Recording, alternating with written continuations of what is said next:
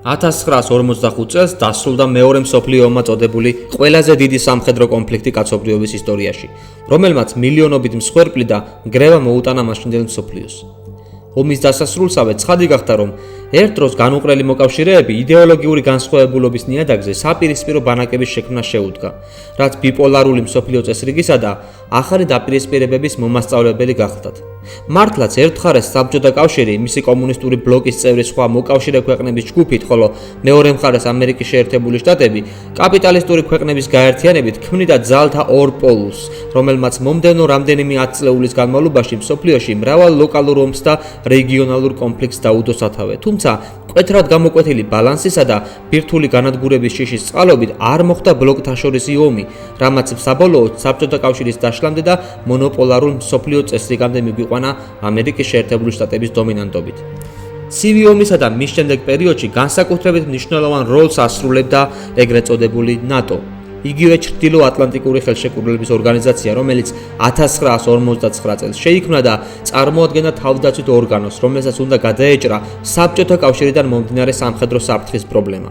აღსანიშნავია, რომ მისი არსებობის დასაწყისიდან ნატო მუდმივ გაფართოებას განიცდის, რაც ზრდის მის სტრატეგიული გავლენის სივრცეს. თუმცა 21 საუკუნის დასაწყისიდან რუსეთის მზარდმა სამხედრო-ეკონომიკურმა აღმასვლამ საშუალება მისცა საბჭოთა კავშირის ნანგრევებიდან ამოზრდილ ამ უზარმაზარ სახელმწიფოს კვლავ წინა პლანზე წამოეწია მისი სტრატეგიული ინტერესები და ხელი შეეშალა ნატოს გაფართოების პოლიტიკისთვის, რამაც საქართველოსაც იქონია გავლენა. მონოპოლარული მსოფლიო წესრიგის დასასრულის მიჯნაზე მყოფ პლანეტას ახალ დღის წესრიგთან მოუწევს შეგუება, ხოლო წინამდებარე ვიდეოებში ჩვენ განვიხილავთ სწორედ იმ პრობლემებს და წინააღმდეგობებს, რისი გადალახვა და დაძლევაც მოუწევს ამ ძლევამოსილ ორგანიზაციას მისი მდგრადობის, სიძლიერისა და სახელის შესანარჩუნებლად. 1946 წლის 5 მარტს ქალაქ ფულტონში წარმოთქმული სიტყვის დროს უინსტონ ჩერჩილმა განაცხადა, რომ ევროპაში ბალტიის ზღვიდან ადრიატიკამდე რკინის ფარდა დაეშვა და მის მიღმა ყოვლისმომცველის საბჭოთა კონტროლის ქვეშ აღმოჩნდა ცენტრალური და აღმოსავლეთ ევროპის უძველესი ქვეყნების დედაქალაქები. მართლაც, მეორე მსოფლიო ომის შემდეგ იდეოლოგიურმა დივერსიფიკაციამ ევროპა შუაზე გახლიჩა. საბჭოთა კავშირის ექსპანსიის საპირწონედ ამერიკის შეერთებულმა შტატებმა პოსტკონფლიქტური ევროპის აღმშენებლობაში უზარმაზარი რესურსი ჩადო, რათა ხელი შეეშალა კომუნიზმის გავრცელებისთვის. 1948 წელს ევროპის 5 სახელმწიფომ, დიდმა ბრიტანეთმა, საფრანგეთმა, ჰოლანდიამ, ლუქსემბურგმა და ბელგიამ ხელი მოაწერა უსაფრთხოების შესახებ ხელშეკრულებას, რომელიც ისტორიაში ბრიუსელის პაქტის სახელწოდებით შევიდა. აღნიშნულ ქვეყანათა გაერთიანება უზრუნველყოფდა ისეთ მჭიდრო თანამშრომლობას თავდაცვისა და უსაფრთხოების სფეროში, რომელიც წინააღმდეგობას გაუწევდა საბჭოთა კავშირის მზარდ სამხედრო პოლიტიკურ თუ ეკონომიკურ ექსპანსიას დასავლეთ ევროპის მიმართულებით. შეიძლება ითქვას, რომ სწორედ ეს ხელშეკრულება იქცა შემდგომ ნატოს დაარსების ფუნდამენტად. ამავე წლის აპრილში საბჭოთა კავშირმა ბერლინის ბლოკადა დაიწყო, რამაც რამდენიმე თვე გასტანა, ხოლო ივნისში ჩეხოსლოვაკიაში მომხდარი სამხედრო გადატრიალებით აღმოსავლეთ ევროპაში არჩევნების გზით მოსული ერთადერთი ხელისუფლება დაამხო. დასავლეთში იგრძნეს ძლიერი თავდაცვითი კავშირის შექმნის აუცილებლობა, რასაც მალევე მოჰყვა კონკრეტული ნაბიჯები. გამომდინარე იქიდან, რომ ამერიკის შეერთებული შტატები და კანადა უკვე წარმოადგენდნენ დასავლეთ ევროპის აქტიურად მხარდამჭერ სახელმწიფოებს, ბრიუსელის პაქტის ქვეყნებს არ გასჭირებიათ შეთანხმების მიღწევა მათთან სამხედრო-პოლიტიკური კავშირში გაწევრიანების თაობაზე. მოლაპარაკებები ასევე მიმდინარეობდა ევროპის სხვა ქვეყნებთანაც, მაგალითად დანია, ისლანდია, იტალია, ნორვეგია და პორტუგალია. საბოლოოდ 1959 წლის 4 აპრილს 12 სახელმწიფომ მოაწერა ხელი ვაშინგტონის ხელშეკრულებას, რომელსაც ეწოდა ჩრდილო-ატლანტიკური ხელშეკრულების ორგანიზაცია, იგივე ნატო.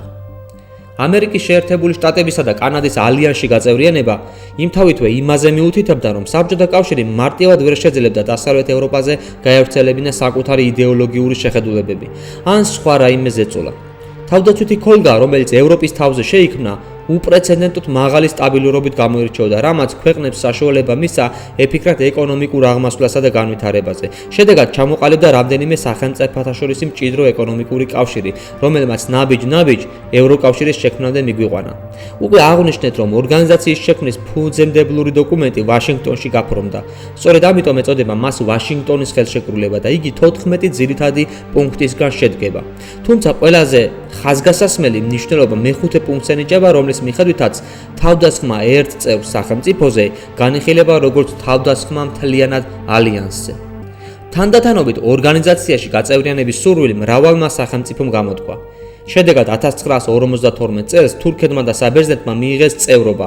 მოგვიანებით გერმანიის ფედერაციული რესპუბლიკა შეუერთდა ალიანსს 1955 წელს, 1982 წელს კი ესპანეთი. მე-20 საუკუნის ბოლო 10 წლეულში 1990 წლიდან 2000 წლამდე ალიანსის წევრები გახდნენ გერმანიის დემოკრატიული რესპუბლიკაც, როგორც გაერთიანებული გერმანიის განუყოფელი ნაწილი, ასევე უნგრეთი, პოლონეთი და ჩეხეთი. გაწევრიანების ყველაზე დიდი ტალღა ალბათ 2004 წელს იყო, როდესაც ნატოს ევროპის 7 სახელმწიფო შეუერთდა. ესენი იყვნენ ლატვია, ლიეტუვა, ესტონეთი, სლოვაკეთი, რუმინეთი, სლოვენია და ბულგარეთი. 2009 წელს ხელშეკრულებას შეუერთდა ხორვატია და ალბანეთი. 2017 წელს მონტენეგრო, რომელმაც წევრ სახელმწიფოთა რიცხვი 29-მდე გაზარდა. 2020 წელს ჩრდილოეთ მაკედონიასა და საბერძნეთს შორის დასრულდა მოლაპარაკება ქვეყნის სახელწოდებასთან დაკავშირებით, ხოლო ამის შემდეგ გაწევრიანდა მაკედონია და გახდა ალიანსის 30-ათი წევრი ქვეყანა. ნატოს ღია კარისა და გაფართოების პროცესი დღესდღეობით კვლავ განგრძობითია. რისი ნათელი დადასტურებაა ის ფაქტი, რომ 2022 წელს ფინეთი და შვედეთი ჯერ მიიწვიეს, ხოლო შემდეგ 2023 და 24 წელს რიგრიგობით გააწევრიანეს. ჩრდილოატლანტიკური ხელშეკრულების ორგანიზაცია, იგივე ნატო, მასში შემავალი სახელმწიფოების აბსოლუტური ნებასურვილით შეიქმნა და დღემდე ორგანიზაციის წინაშე მდგარი ამოცანები თანაბარი ხმის უფლებით წყდება შესაბამისი პროცედურების გამოყენებით.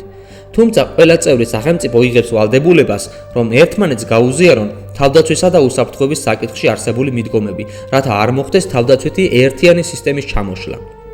ორგანიზაციის შექმნის დღიდან მრავალ ცვლილებას განიცდის, რადგან იცვლება მსოფლიოს არსებული კონტურები და საფრთხეებზე რეაგირებისთვის საჭირო გახლავთ მუდმივი ურთიერთთანამშრომლობა და განვითარება. შეიძლება თამამად განვაცხადოთ, რომ დღემდე ნატო არის მსოფლიოში მოქმედი ყველაზე უნარიანი სამხედრო პოლიტიკური ორგანიზაცია, რომელმაც შეძლო და ეფექტურად მოახდინა მასში შემავალი ქვეყნების უსაფრთხოების უზრუნველყოფა არსებობის 76 წლის განმავლობაში.